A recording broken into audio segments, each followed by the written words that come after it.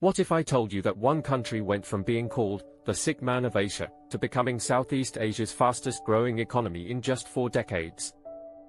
What if I told you this same country has 0 companies in the Fortune Global 500, yet somehow outpaced Thailand, Malaysia, and Indonesia in recent years? And what if I told you that this economic miracle is happening across 7,641 scattered islands, where shipping a container between 2 cities can cost more than shipping it to another country entirely?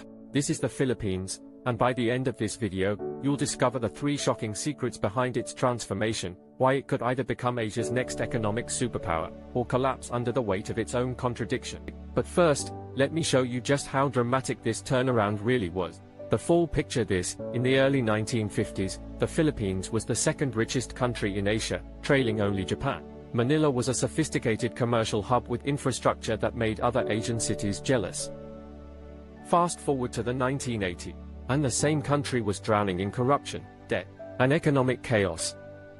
While Singapore, Hong Kong, Taiwan, and South Korea were racing ahead as the Asian Tigers, the Philippines was left behind, earning that brutal nickname, the sick man of Asia. For ordinary Filipinos, this wasn't just stagnation, it was a devastating decline in living standards that lasted for decades.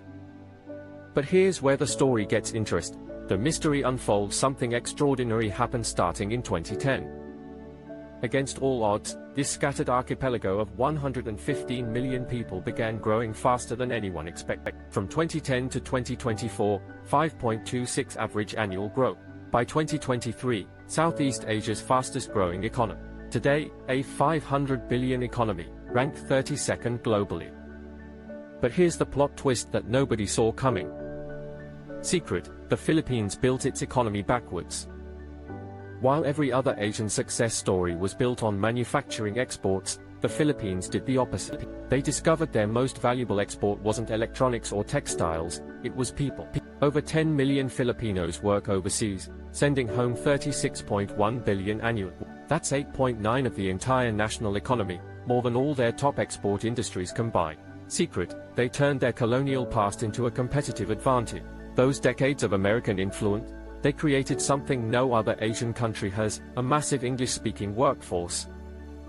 Today, 1.5 million Filipinos power the global digital economy from gleaming office towers, running a 30 billion outsourcing industry that employs 6 million people total. The Philippines ranks 20th globally in English proficiency, ahead of every Southeast Asian neighbor except Singapore. But before I reveal the 3rd secret, the one that could make or break their entire future, let me show you the dark side of this miracle. The contradiction: walk through Manila today, and you'll see the contradiction everywhere. Luxury condos and high-end malls sitting directly across from markets where people survive on less than $10 a day.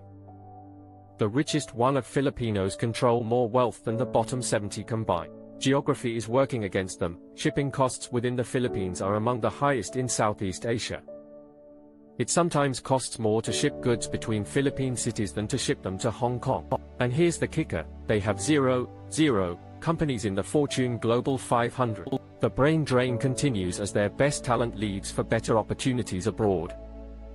This brings us to the 3rd shocking secret, the one that will determine whether the Philippines becomes Asia's next superpower or falls back into economic chaos. The final revelation, 240 to 300 seconds. Secret: their greatest strength is also their greatest weakness. The consumption-driven model that saved them during the 2008 financial crisis is now creating a dangerous dependency. With 75% of GDP coming from domestic consumption, one of the highest rates in Asia, they are running a 5 billion trade deficit. They are essentially buying more than they are selling, year after year. The country ranks 114th out of 180 in corruption perception, well below the regional average. Starting a business here tests even the most determined entrepreneur's patience. But here's what makes this story so compelling.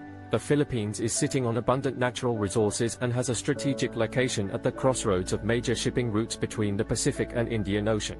The cliffhanger ending: so here's the trillion-dollar question: can the Philippines overcome corruption, build the institutions it needs, and transform from a consumption economy into a production powerhouse? The next decade will tell us whether this scattered archipelago becomes Asia's most surprising economic success story, or whether geography, corruption, and brain drain pull it back down. The decision lies with 115 million Filipinos and their leader. But what happens on these 7,641 islands will reshape the entire Asian economy. After all, the Philippines has already surprised the world once. The next transformation could be even more powerful. What do you think? Can the Philippines pull off another miracle? Or are the challenges too great? Let me know in the comments below. And don't forget to subscribe for more surprising economic stories.